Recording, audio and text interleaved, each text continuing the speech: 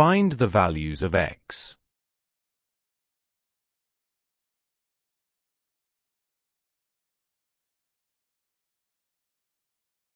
Let's simplify the right-hand side of the equation having logarithmic expression.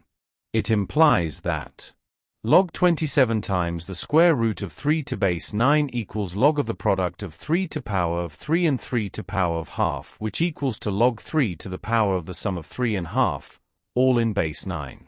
The result equals to log 3 to power half of 7, all in base 9. We call it equation 1. By law of logarithm, log x to base 9 equals half log x to base 3. Substitute into equation 1.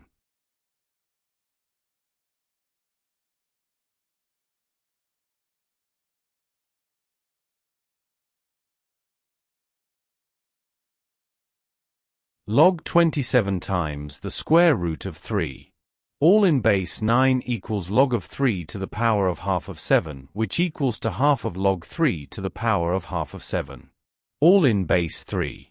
By law of logarithm, log y to power of t in base 3 equals t times log y to base 3.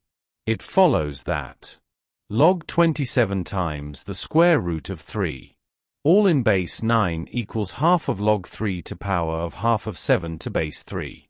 This implies that the product of 7 and log 3 to base 3 divided by 4 equals to 7 divided by 4, since log 3 to base 3 equals to 1.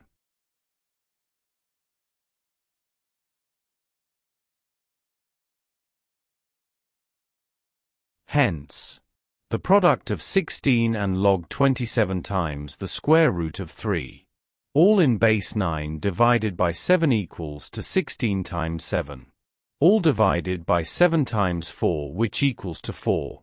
Back substitute in the original equation.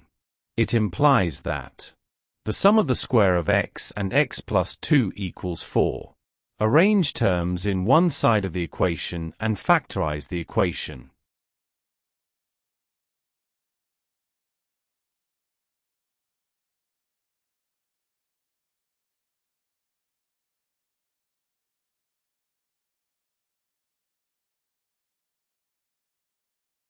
The sum of the square of x and 2 times x minus x plus 2 minus 4 equals to 0. Simplify it and we have that either the sum of x and 2 equals to 0, or x minus 1 equals to 0.